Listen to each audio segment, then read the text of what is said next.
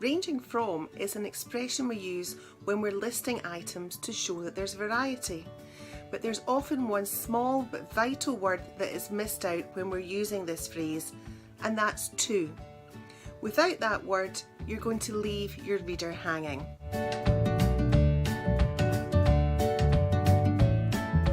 So here's how not to do it.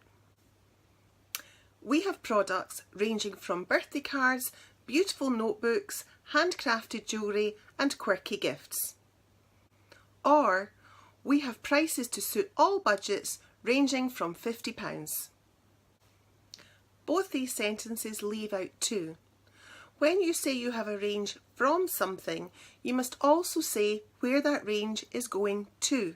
For example, we stock products ranging from birthday cards and beautiful notebooks to handcrafted jewellery and quirky gifts. Or, we have prices to suit all budgets ranging from £50 to £500.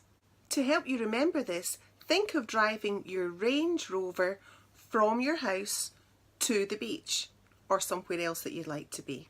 Don't start your reader on a journey and then forget to tell them where they're going. Remember that for every from, there should be a to. Thanks for watching.